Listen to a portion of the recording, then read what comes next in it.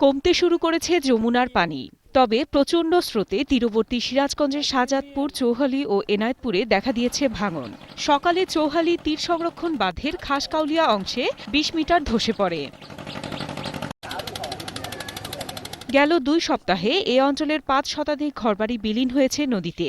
বোয়ালকান্দি থেকে দক্ষিণে পাথরাইল পর্যন্ত প্রায় ১৮ কিলোমিটার এলাকা ভাঙন কবলিত। এছাড়া এনাদপুর থেকে ভেকা ও শাহজাদপুরের সোনাতনী ইউনিয়নের বিভিন্ন স্থানে দেখা দিয়েছে তীব্র ভাঙন। ফলে বাপদাদার ভিটা ছাড়তে বাধ্য হচ্ছে অনেকে।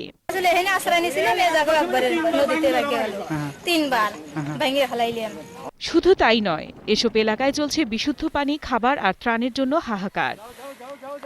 গাইবান্ধায় যমুনা আর ব্রহ্মপুত্র পাড়ের মানুষ নদী ভাঙনের তীব্রতায় বাড়িঘর সরানোর সময়ও পাচ্ছে না।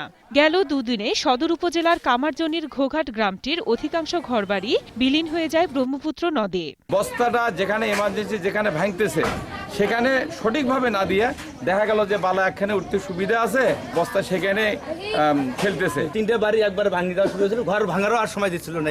তিস্তা নদীর পানি কমার সাথে সাথে দেখা দিয়েছে তীব্র ভাঙন। রংপুরের পীরগাছা উপজেলার চরাঞ্চলের ৮ গ্রামের ৩০০রও বেশি বাড়িঘর, ফসলি জমি এরই মধ্যে বিলীন হয়েছে নদীতে। যে কোনো মুহূর্তে নদীতে হারিয়ে যেতে পারে পূর্ব শিবদেব চর সরকারি প্রাথমিক বিদ্যালয়, কমিউনিটি ক্লিনিক, মসজিদ আর মাদ্রাসা। এদিকে বরগুনার পায়রা, বিষখালী ও বলেশ্বর নদীর ভাঙন তীব্র আকার ধারণ করেছে। ক্ষতিগ্রস্ত বাঁধ ঝুঁকিপূর্ণ হওয়ায় জোয়ারের পানিতে বসতবাড়ি, গাছপালা ও ফসলি জমি বিলীন হবার আতঙ্কে রয়েছে জেলার লাখো মানুষ। আমার ঘর সব তলাই গেছে, যাবো কই? আমাকে জায়গা নাই, ঘর জায়গায় চাই।